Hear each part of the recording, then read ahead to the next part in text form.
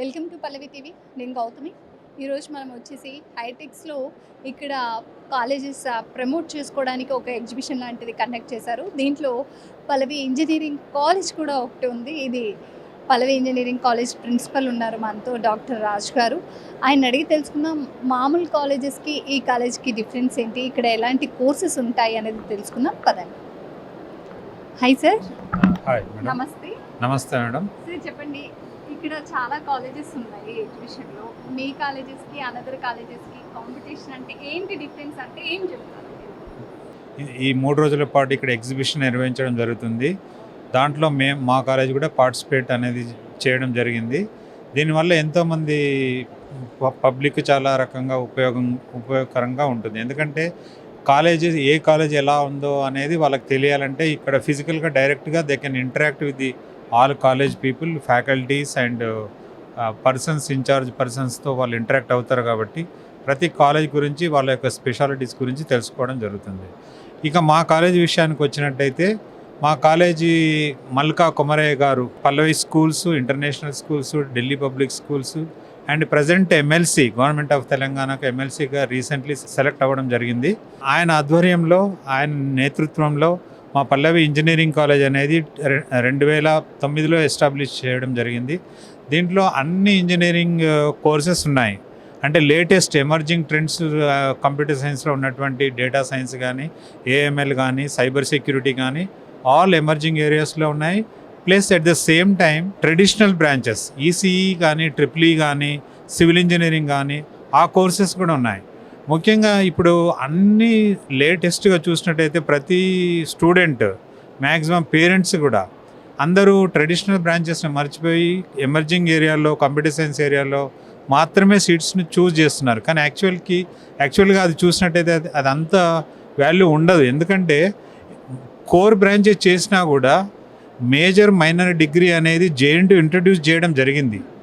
ఎవరైనా సివిల్ కానీ, ఎలక్ట్రికల్ కానీ, ఎలక్ట్రానిక్స్ స్టూడెంట్స్ కోర్ బ్రాంచెస్ చదువుతూ ప్యారలల్లో ఒక 4 సబ్జెక్ట్స్ పాస్ అయితే ఈసీఈ డిగ్రీతో పాటు కంప్యూటర్ సైన్స్లో ఎమర్జింగ్ ఏరియాలో ఏఎంఎల్ కానీ, డేటా సైన్స్ కానీ, సైబర్ సెక్యూరిటీలో కానీ జేఎన్టీయూనే మైనర్ డిగ్రీ అనే డిగ్రీనే ఇస్తుంది.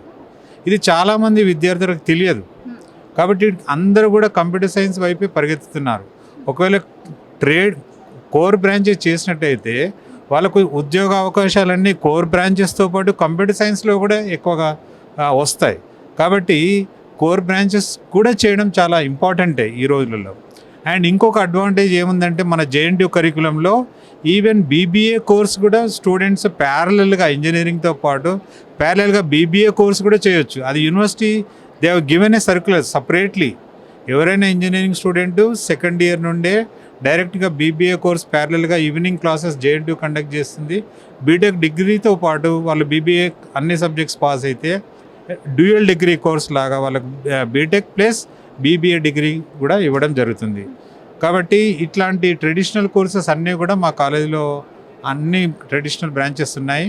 ప్లేస్మెంట్స్ విషయానికి వచ్చేస్తే మా దగ్గర 80 to 90% ప్లేస్మెంట్స్ కూడా జరుగుతున్నాయి. ఈ సంవత్సరం చూసినట్టయితే మినిమం 2 lakhs నుంచి 15 lakhs మ్యాక్సిమం ప్యాకేజ్ వరకు ప్లేస్మెంట్ జరిగాయి. ఇంకా ఫ్యాకల్టీ విషయానికి వస్తే ప్రతి డిపార్ట్మెంట్లో కూడా మా దగ్గర పిహెచ్డి ఫ్యాకల్టీ ఉన్నారు. ఎవ్రీ డిపార్ట్మెంట్లో పిహెచ్డి ప్లస్ ఇంకా ఇంగ్లీష్ కానీ, ఫిజిక్స్ కానీ, కెమిస్ట్రీ కానీ, మ్యాథ్స్ కానీ ఈ సైన్సెస్లో కూడా పిహెచ్డి హోల్డర్స్ ఉన్నారండి. 10,000 బిలో ర్యాంక్ వచ్చిన వాళ్ళకి ఫ్రీ ఉంటుంది చాలా కాలేజెస్లో. మన ఇక్కడ పల్లవి కాలేజ్లో, ఇంజనీరింగ్ కాలేజ్లో ఎలా ఉంటుంది? ఏ కేటగిరీ 20,000 వస్తే ఎంత ఫీ ఉంటుంది? ఫీ స్ట్రక్చర్ అనేది ఎలా ఉంటుంది అవుట్ సైడ్ కాలేజెస్కి, పల్లవి ఇంజనీరింగ్ కాలేజ్కి? అంటే ఇప్పుడు జనరల్గా గవర్నమెంట్ నామ్స్ ప్రకారం అయితే అప్ టు 10,000 వరకు, జనరల్గా ర్యాంకు 10,000 బిలో వరకు అప్ టు 10,000 ఫీ ఎంతున్నా కూడా ఫీ రీయింబర్స్మెంట్ ఇవ్వడం జరుగుతుంది. అది గవర్నమెంట్ నామ్స్లోనే ఉంది. కానీ స్పెషల్గా మా పల్లవి కాలేజీకి వచ్చినట్టయితే మేము అప్ టు 20,000 వరకు మేము ఫ్రీగా అడ్మిషన్ ఇస్తున్నాం. ఎందుకంటే మెరిట్ స్టూడెంట్స్ జాయిన్ అవ్వాలనే ఉద్దేశంతో వాళ్ళని అట్రాక్ట్ చేయాలనే ఉద్దేశంతో. ఎందుకంటే మెరిట్ స్టూడెంట్స్ కనుక జాయిన్ అయితే మనకు రిజల్ట్స్ కానీ అకాడమిక్స్ కానీ ప్లేస్మెంట్స్ కానీ ఇంప్రూవ్ అవుతాయి. దాన్ని దృష్టిలో పెట్టుకుని మా కాలేజీలో మెరిటోరియస్ స్టూడెంట్స్కి ఖచ్చితంగా మేము ప్రిఫరెన్స్ అనేది ఇవ్వడం జరుగుతుంది.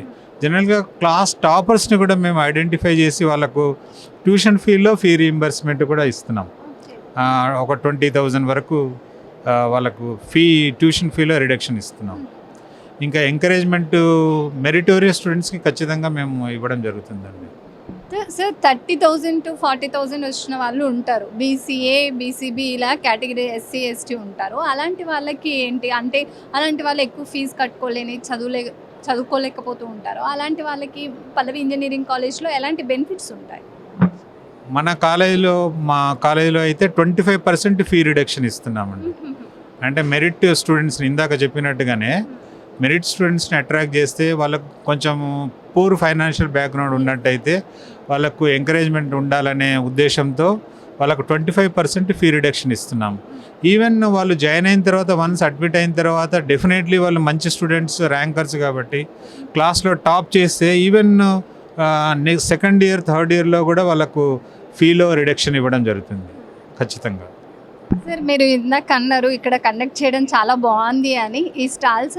మరి ఎక్కడో మీ పల్లవి ఇంజనీరింగ్ కాలేజ్ వచ్చేసి నాచారంలో ఉంది, కానీ ఇక్కడ నుంచి అడ్మిషన్స్ అనేవి ఎలా వస్తున్నాయి? ఎలా ఉంది ఇక్కడ అడ్మిషన్స్? అంటే ఇక్కడ ఇప్పుడు సిటీ సరౌండింగ్స్ నుండి ఆల్ కార్నర్స్ నుండి పబ్లిక్ వస్తున్నారండి. ఎందుకంటే ఇక్కడ వేరే స్టేట్స్ వాళ్ళు కూడా, యూనివర్సిటీ వాళ్ళు కూడా స్టాల్స్ పెట్టడం జరిగింది. ఇక్కడ ప్రతి ఒక్క పేరెంట్ ఏంటంటే డైరెక్ట్గా మాతో ఇంటరాక్ట్ అవుతున్నారు.